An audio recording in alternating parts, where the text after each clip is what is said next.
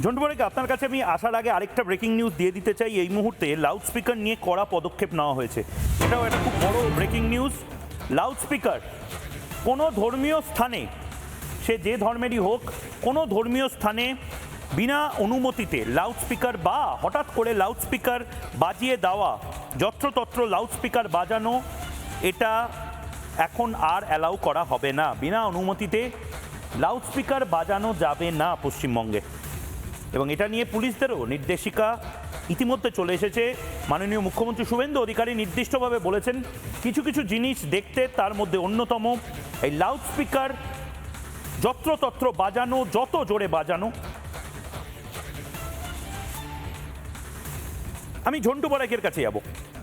বলুন ঝন্টুদা, কি বলবেন? মানে অনেক চেঞ্জেস হচ্ছে, অনেক চলে 5 দিনের একটি সরকার ডেমোক্রেসির এই যে ডেমোস অর্থাৎ জনগণ এবং ক্রেসি অর্থাৎ জনগণের রুল, যে জনগণের একটা বড় অংশের জনগণকে উচ্ছৃঙ্খল করে দিয়েছিল বিগত সরকার, তার ফলে আইনের শাসন অর্থাৎ ডেমোক্রেসিটা পর্যবসিত হয়েছিল একটা গুন্ডা রাজত্বে, বিশৃঙ্খলায়, সেটাকে লাইনে আনিয়েছে 4 দিনের 5 দিনের একটি সরকার।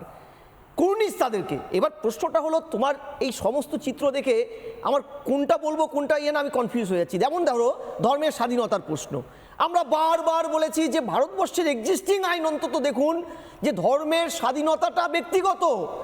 আপনার স্বাধীনতার স্পেয়ারটা আপনার নাক অবধি, নাকের পরে আপনাকে বুঝতে হবে বাকি অংশটা অন্যের একটা নাক, সেখান থেকে তার স্বাধীনতা। কেন আপনি এই বিভিন্ন ধর্মীয় অনুষ্ঠানের নাম করে, রিচুয়ালসের নাম করে একটা সম্প্রদায়েরটাকে আরেকটা সম্প্রদায়ের বিব্রতির কারণ হয়ে দাঁড়াচ্ছেন? মহারাষ্ট্র, একাধিক রাজ্য, আমি বললে পরে অনেক বেলা হয়ে যাবে, একাধিক সুপ্রিম কোর্টেরও পর্যন্ত রায় আছে যে ধর্মীয় অনুষ্ঠানে শব্দের যে লিমিটেশন আমাদের, সেটাকে ভঙ্গ করে কাউকে ডিস্টার্ব করবেন না দয়া করে, এটা রাজ্যে মানা হতো না। দ্বিতীয়, একটু আগে সংখ্যালঘু নিয়ে মাননীয় মন্ত্রী বলছিলেন, আমি ওখানটা একটু তোমাকে এগিয়ে নিই। দেখো, আন্তর্জাতিক আইন এবং বর্তমানে ভারতবর্ষের 92 এর যে আইনটা 30 এবং 40 নম্বর, 29 এবং 30 নম্বর ধারায় যেখানে সংখ্যালঘু ডেফিনেশন এবং তাদের আইনি সুরক্ষার কথা বলা আছে, সেই এক্সিস্টিং আইন অনুযায়ী আমার মনে হয় সংখ্যালঘুর সংখ্যার ব্যাপক পরিবর্তন দরকার।